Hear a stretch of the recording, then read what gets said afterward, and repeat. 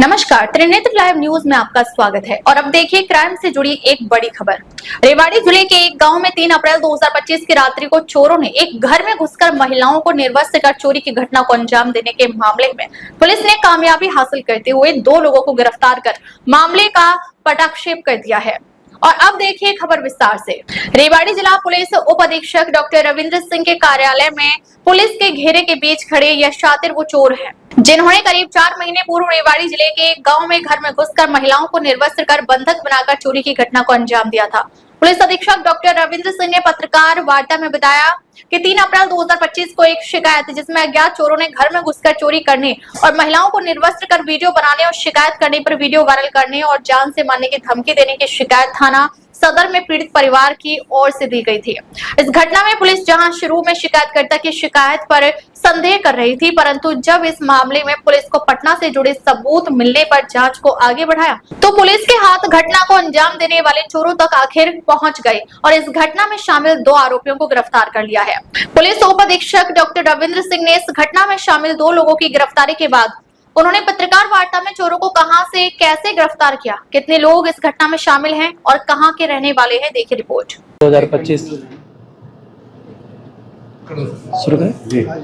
3 अप्रैल 2025 को एक शिकायत सदर में रहने वाली युवती के हमारे पास आई जिसमें कि उसने 4 व्यक्ति बताए थे, जिसमें कि उसने लूटपाट और अभद्र व्यवहार और उनसे रेप करने की कोशिश की जो वारदात थी हमारे संज्ञान में लेके आए।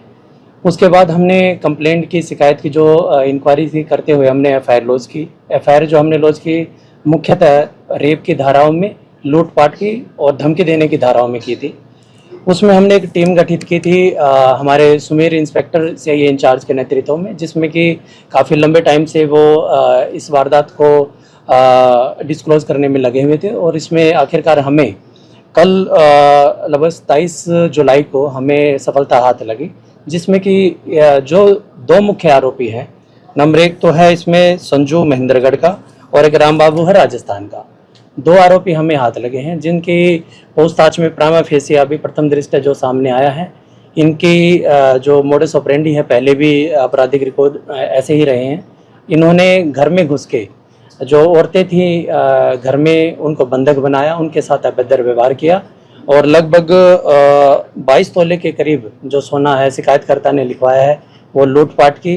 और आर्म्स एक्ट इसमें लगा है, तो मुख्यतः इसमें जो असला था, असले पे मतलब बंदूक की नोक पे अश्लीलता को इसने अंजाम दिया। जी सर, बरामदगी क्या क्या हुई इन लोगों को?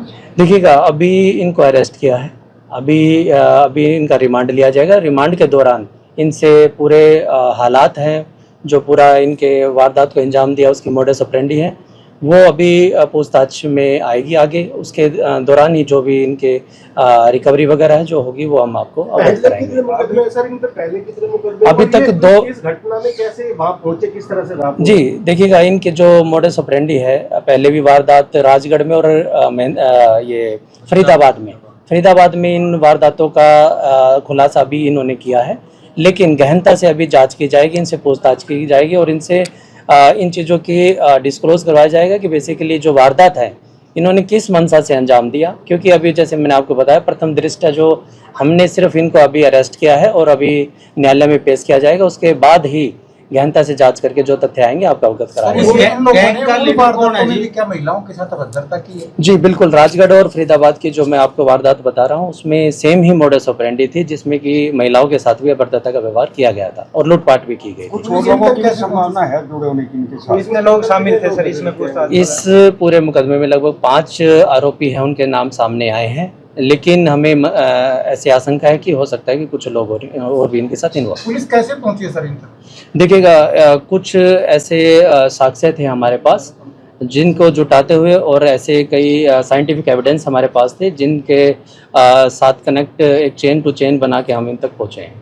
ये काफी लंबा वक्त बीत गया सर, इसमें बीच में जिसके घर में वारदात होती है आपको ये वारदात ही थोड़ा सस्पेक्ट लग रहा था, जैसे बाइक में आया था, तो क्या कारण रहा इन पीछे डिले का? जी देखिए, मैं आपको बताना चाहूँगा कि जो प्रारंभिक जांच थी हमारी, प्रारंभिक जांच में काफ़ी तथ्य ऐसे थे जो कि हमें कहीं ना कहीं एक सस्पिशियस ये इवेंट लग रहा था, लेकिन जैसे जैसे वारदात को समय बीता हमारे पास कुछ तथ्य ऐसे आए और कई जैसे आपको मैंने बताया कि साइंटिफिक एविडेंसेस हमारे पास ऐसे हैं जिनको फॉलो करते हुए हम आज इस नतीजे पे पहुंचे हैं कि जो मुख्य जो आरोपी थे उनको हमने अरेस्ट किया है। किस व्हीकल में आए थे सर ये घटना को अंजाम? देखिएगा ये मोटरसाइकिल पे थे और जैसे मैंने आपको बताया कि इनके अन्य दोस्त थे, वो किस ढंग से किस रास्ते से आए अभी वो जांच का विषय है। इनको रिमांड पे लेके इनसे पूछताछ की जैसे जाएगी। सर आप ये कह रहे थे कि मौके पे कोई ऐसे साक्ष्य नहीं मिले कि कोई आया है वहाँ पे इस तरह की चीजें हुई है, जैसा आपने पहले जब बाइट दिया जी, तो ऐसा क्या पुलिस को मिला कि जैसे पहुंच गए हम